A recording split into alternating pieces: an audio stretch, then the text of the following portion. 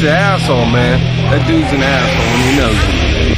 From the mean streets of Brooklyn to the rough neighborhoods in Boise, Idaho, we now present the Goonberg Report. Hey, ladies and gentlemen, this is Mayor Goonberg, and as always, this is the Goonberg Report.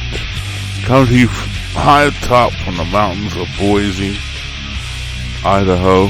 No, Idaho. Sorry about that. I digressed for a minute. But today I'm going to talk about something that you see a lot on YouTube and you see a lot in our community that we do. Kind of needs straightened out here. I mean, and today, like I said, this is part of my I'm talking whatever. If you don't like it, that's not really my problem. If I'm lying, show me the lie. And as always, like I tell you guys, you got to sit up, be a man and woman, do your research, and then have a civil discussion about what we're talking about. Today we're going to talk about some like conflict resolutions on social media. We're going to talk about how more and more of this needs to be done. And first I want to shout out because, like I said, I want to show you how you can get to this. This is a real problem on BLACKISTAN, if I can say YouTube. Whatever you want to call it, Black Sector, YouTube, whatever. Social media, not just YouTube. And I want to shout out, first of all, thank War Stories. He shouted me out. I want to give him a shout out. And because it's what he said, it's an example. He's an example of this right here. Like, he doesn't always agree with what I say. I don't agree with what he says. But at the same time, we respect each other's opinion because we're all aiming for the same goal. And that's how you can tell if people are serious or not. Are you going to agree with everything you say with other people in life? No. I don't agree with my own family members. Like me and my brothers. We have big fucking conflicts sometimes, something I say. Say I say something about, like the upcoming election. I may vote for this person, they may vote for something. We may have a big conflict. At the end of the day, we want the best for our kids, our nephews, our nieces, our parents, and people like us. We want the best for each other. So, like I said, that's the problem in the black community. See, the problem is, I don't care, Republicans and Democrats, they're all the same. We all know this. Quit saying that point. But point is, we're put in a position where anybody that thinks for themselves in the black community is ostracized. They have this new quote now. All these Pookies and Ray Rays and all these single mothers that don't want to get down with the fucking program, they're calling us educated lames. Now, first of all, no, my fault, educated lames. That's what they call educated. Now, see, they're using both of these words as derogatory names. They're calling you an educated lame. First of all, I'll be a lame. Cool. Let me tell you, I'm 48 years old. I lived a nice life. I did my thing. I was out running the streets. I went to the club. I did that. I like my life to be nice and quiet. I don't like no trouble in my life. A lot of people understand when you start to get older, you should be changing. I'll say that. The unfortunate thing is, we have these people in our community, and you all know what I'm talking about. They're in their 30s, 40s, and 50s and up. 30s and up. They're still worried about their goddamn fucking hood credibility. This is serious shit too. You would think I was lying about this, but they are. They're like worried about their hood credibility. And my point to that is, if you're 30, 40, 50 something worried about your hood credibility, you never had hood credibility. And you're calling me an educated lame because apparently you must have been a lame in the streets. I mean, how you gonna be 30 or 40 and you still hang out on the corner? And yet guys like myself, women like myself, well, here we go. Well, people like myself and others, we're not worried about what you do. If you want to act like a fucking animal, go ahead. We're worried about our kids and acquiring generational wealth or using generational wealth practices to help our kids and our family succeed. And everybody's going to say, well, if you guys talk all that, why don't you put money into the hood? First of all, athletes, rappers, entertainers, rich folks don't put money in the hood. Let's keep it a buck. And you want to know why? They know if they build something, you fuckers are going to tear it up. Prove me wrong. The only time you guys don't tear shit up is when the fucking government comes in or your city comes in and starts gentrifying. And you want to know why? Because you know shit's real. Because if they put money in, they're like, man, you ain't gonna mess this, you ain't gonna tear this shit up. What they do is they start putting all them local, precincts in again. Like, I'll tell you this, I moved to this city. Like I said, I lived in Idaho. Before then, I lived in Columbus, Ohio. And I didn't move there because of the sandy fucking beaches. Let me put it that way. I told people I moved there because of the shitload of jobs. I got laid off and I had too much time on my hands. Let's just say that. So I moved to Columbus, right? And they're doing like everybody else. They gentrified.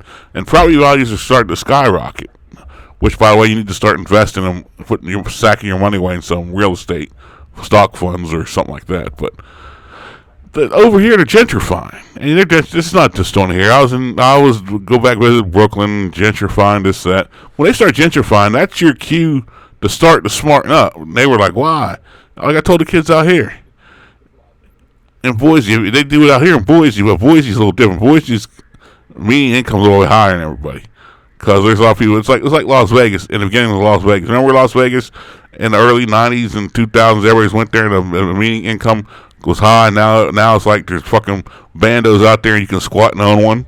Well, that's how it is out here in Boise. But back in Columbus, it's still proprietary. They still got jobs. They still got everything. And I told these kids, I said, well, the minute the government, I don't care if it's a city, I don't care if it's a township government. The minute the government starts putting money into your neighborhood, it's not going to be the same old. You're going to have to adjust. They're not going to let you sit down on these corners all day, and they're dropping $3 million, $4 million inside subsidized funds into the neighborhood. So you know what they did? They got anonymous, quote-unquote, anonymous callers that report certain drinking watering holes. So what did they do? They voted the area dry and the zip code. Not the zip code, the what do you want to call it? The precinct, the neighborhood. Certain neighborhoods are dry now because they voted for it. And what can you say when you know the store down the street? And I'm talking, when I mean dry, I mean you can't sell any shit. Nobody can. You got to do the old school days of having yourself a liquor thing in your house in the basement or something back in like the 30s and shit. What they did is they no stores, no nothing. And now, like you said, I hate to say it, it works to a degree. Because now, like I said, when I used to get off late night. I used to have to work until like 2, 3, 4, 5 in the morning. When I go home, little as maybe 10 years ago, I used to see, you see everybody out that time of night. But when I started getting off that night, nowadays, or back then, like maybe I moved out here like 2 years ago. But before I started moving out here, like towards the end when I was living in Ohio, I didn't see nobody out here. I mean, you saw a person here and there, but it wasn't to the point of people were hanging out like that. They go to where the action is. I hate to say that, but that's how it is. But let me get back to what I was talking about. I took 8 minutes and I didn't talk. We're not even there. We're going to talk about. Okay, we're talking about conflict resolution. Like I said, there may be people on YouTube or social media I don't agree with, but let me tell you what they do in BLACKISTAN or the Black Sector YouTube, whatever fucking new name you guys want to come up with. Say I don't, and like I said, I mentioned the young man war stories in the beginning. I said how we can come to an agreement to agree what we agree, or you can agree to disagree. But that's not true with a lot of black folks there. What they'll do is, especially like Facebook and YouTube. Facebook does it more than anything, but YouTube's starting to be on that fuckery shit. That's, I think, how that young man why he killed himself. But that's just my theory, but I'll explain that later. Like on Facebook. Now, if you want, I don't argue. There's a difference between arguing, debating, and there's a difference between baiting people to argue. You know what I mean? Like I'll say something or somebody will say something, and if you disagree with me, I don't take it personal. Now, you may throw a shot under my try to throw a shot saying, educate lame, say this, educate lame, say that. Or I won't get offended. I'll just say, I'll go along with your shit. I'll say, like, well, educated lames know how they got their shit, and educated lames are far more successful than, non-educated lames. I said, educated lames don't have to worry about street cred in their 40s because they're established. I'll say stuff like that. But then, say it gets a little tense, I'll say. You'll have people go on your profile, try to dig up dirt on your family members, your kids, your nieces, your nephews. I mean, they take it like to left field. That's how shit. Or they'll call you. Look, man. I remember one time I had a video. People know some of my videos. I made a video about homosexuality. I made a video about feminism. I made one video. It was in Columbus here. A teacher got kicked out of the Catholic. What's that? The diocese, the school system. Like, it's not the city school system. It's the one ran by the diocese. They kicked her out because she was a lesbian. And there was a big flack. I'm like, hold up. You didn't know this going in that you were working for a Catholic church? You didn't know that was one of the rules? You can't tell me you didn't know this. And then I said, and then it's the church. How can they endorse having a gay teacher and telling somebody, well, if you cheat on your husband or you cheat on your wife, you're going to hell? But yet you're like, hey, look, man, Mr. Johnson over here is fucking, he goes over to rainbow flag parties here. What are you going to tell me? And see, that's why nowadays the black church don't keep it. The black church used to be like that, but not like that no more. More and more, it's mostly the white Protestants that are like this now. Even the white Protestants back in the day weren't like this, but they're becoming more and more like this.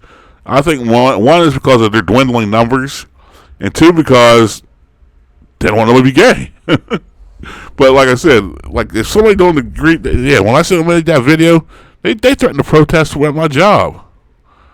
And I said, fuck it, go ahead. I said, my job didn't care because they're getting TV coverage. And like I said, you're protesting over an opinion. You want to protest me over an opinion, go right ahead. This happened, a lot of people are agreeing with that opinion. Now, people were threatening my job, say, well, I know where you live, and I'll say this. I'm not like these young kids or some of these people say, oh, don't do it, call the cops. I invited this shit. I said, look, if you're that much of a Billy Badass, and you know where I'm at, you know my schedule, roll up on me. I said, I'm not let you, if you think something's sweet over here, I said, try it. And then what happens? I get a visit one day by the cops. I'm not gonna say where I'm at. So somebody told us, one of these dudes that were saying that. He said, we hear you're threatening online. I said, no. I said, there's the transcripts if you want. I had to pull up the transcript to show where so and so, this, that, and the third. Because they use, you know how they do. They switch up fake profiles. I mean, if I wanted to be a dick about it, and I could have said, look, man, all you gotta do, it was just regular cops. It wasn't like no detectives. It wasn't like the serious shit. I said, look, man, there's the transcript. Guy's sitting there threatening my family. I said, you expect me to sit here and take that? I said, no, I'm going to tell him if he wants to roll up on me, you're going to get what you get. I said, you might not go home. And they saw the transcripts, and they said, oh, well, he's starting with you. I said, yeah. I said, I ain't starting with him. I said, well, I told the college, I said, they make fake profiles, and they want to play the game with me. I said, I can play the game, but don't get mad at me. After that, they're like, oh, okay, never mind. And they explained it, and nothing happened after that. Because I told them, they said, why is it that serious? I said, some people, and I explained it, I'm going to explain to you guys. The problem is, some of us make videos like that. Well, first of all, I don't know what you do in your life. I don't, as long as you're not some freak molester or hurting people, I could care less what you're doing. If you want to be a Pookie, Ray them, that's your business. If you want to have a bunch of kids to a bunch of men, I could care less. It don't affect me. But what it is if you talk about that, these people are touched because they know they're doing that fuck shit. And then they get mad at you because they think you're talking about them. And then they take it so personal, they start, I'm not the only one. I know there's a lot of black men, especially black men. See, here's another thing I want to tell you about. The black community, BLACKISTAN, will tell you, well, black men need to stand up. But then when you stand up and talk about this shit, here comes the hate. See, at the end of the day, it's always like I said, if we're going to make strides in the black community, we got to take some hard, long looks at us. And that's what people don't want to do. What they want to do is, they want to go after so-and-so, so-and-so, so-and-so. And like I'm saying, like I was taught, how you going to clean somebody else's house and your house is fucking filthy? I can see if you're talking that mess and your house is spotless.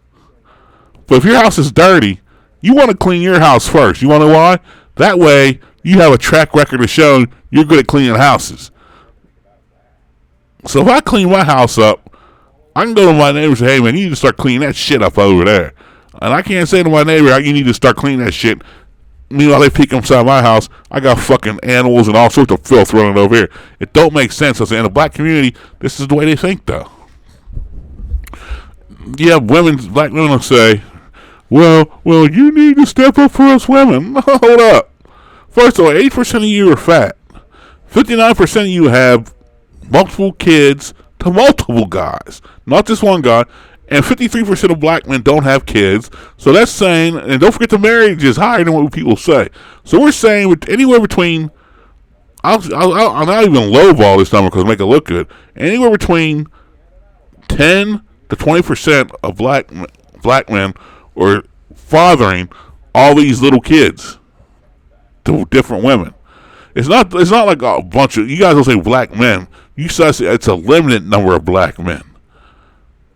Because that's what these chicks do. They'll say, well, you black men. I was like, hold up. And sometimes they want to cuss me out and call me this and that. And I'll be like, hold up, bitch. So I'm not sure I should do that. But sometimes when you want to sling mud, don't get mad when it gets thrown back at you. But what I'll do is I'll tell them, I'll spit them numbers out. And these are factual numbers. Well, whose numbers are those? Then you post the numbers. Well, they've been known to be racist. Oh, wait. Well, I'm like, whoa. Them numbers weren't racist when they were depicting black men as savages and degenerates, were they? When we getting locked up by the fucking mile, which, by the way, BW's had a help in that, but that's another video for another day. When they were doing all that, whenever we were super predators and shit like that, they were using these same numbers. And now that these numbers show that black men weren't the super, and here's the ironic part, people are mad at Donald Trump. Donald Trump's the one releasing these numbers. Because if you look at these numbers, they are rolling numbers they're rolling numbers. This ain't polls that just started in 2016. These polls have been going on since 2000. Obama had these numbers, but he was pandering. Look who his major supporters were.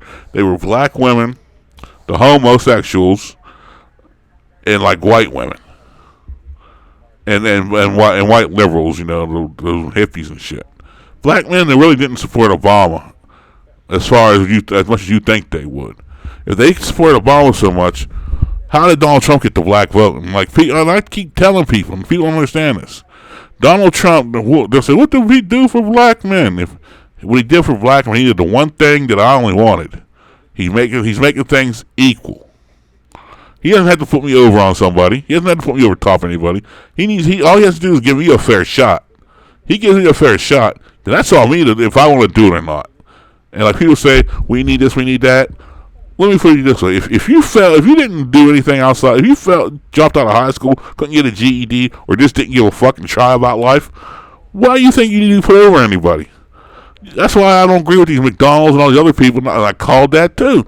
I told them, I said I seen it coming because I talked to a couple owners, and I knew I said it happens overseas too. All the shit you see happening now, they do that shit overseas, and they don't even have to. They got the workforce.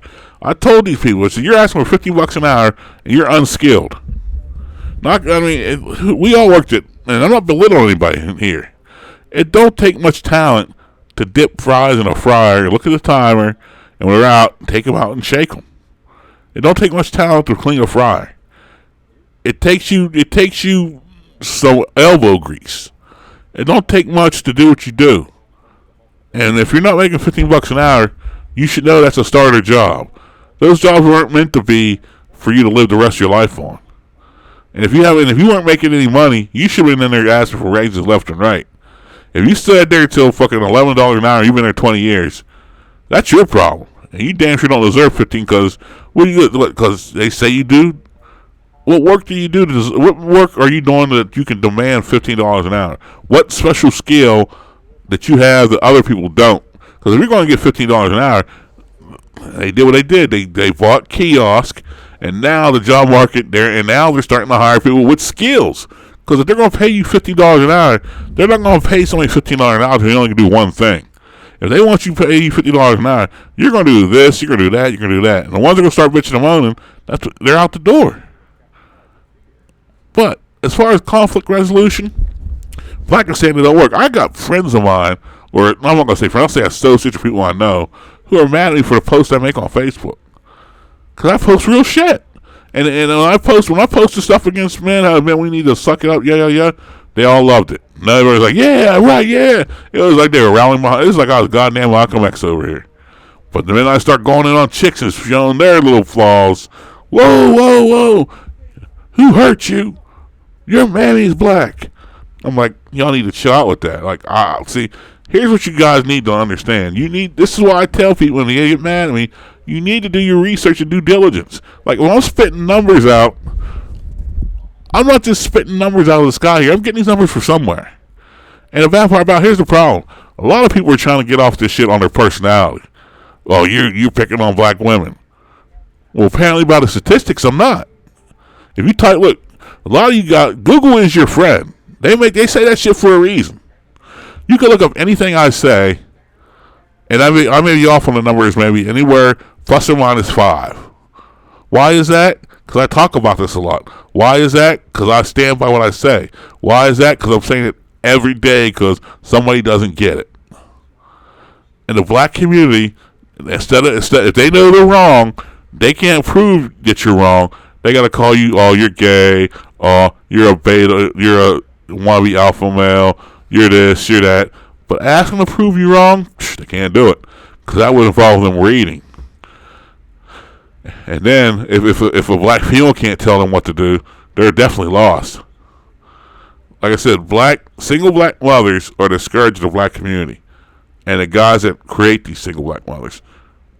And when I mean that, and let me explain something, and I'll explain for the last couple minutes. I shouldn't have to tell you, everyone. I shouldn't have to say, well, only some do it.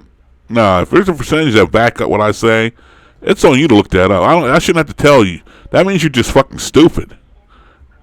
If you think I mean every black person, if I said, all right, all black men rob banks. Or if no, let me word it different because I can't say all because if I say all, that means I mean all. If I say all black men do is rob banks. Now, theoretically, you should know that's not true because you know you got family members don't rob banks. So off the top, you know that's not true. Why do you have to tell me that?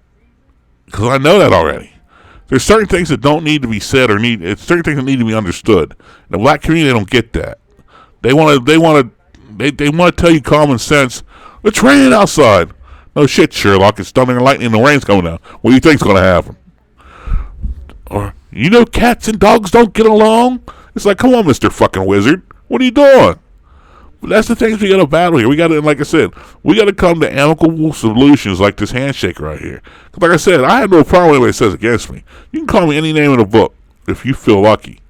But if we ever met in life and you talk that crazy, there's situations where you got to step up and you got to deal with that. Like online, you'll see guys from single mothers. You'll see guys call you gay, queer, fag, yada, yada, yada, yada. A grown man knows that if you were in certain situations, it's on. It's like you wouldn't even if you were in a certain situation, you wouldn't even say a word. I mean, it's like it's a go words. And if I was in arm's length, I'd have to go just off of that. I mean, it's one thing your friends calls you like, oh, you dumb, like your friends arguing, you're like, ah, fuck out of here, stuff like that. But never call another man a bitch without preparing to deal with the consequences, especially if you're on arm's length.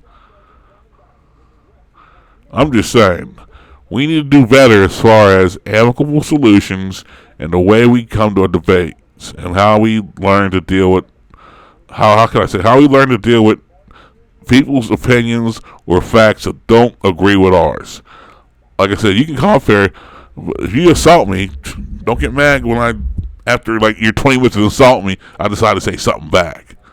Just come with facts and opinions. It don't take you long to do research. It doesn't. I mean, your kids are in school. You don't got nothing to do. Go to Google. All right, this has been Mayor Goonberg, and this has been, as always, the Goonberg Report. Signing out. It's like I said, it's beautiful out here in Boise. I'll make a video of why I came to Boise. But like I said, I'm in the process right now. I come to Boise. Weekends have to go back to Columbus. So I'll make another video on that. All right. Keep it fun. Peace.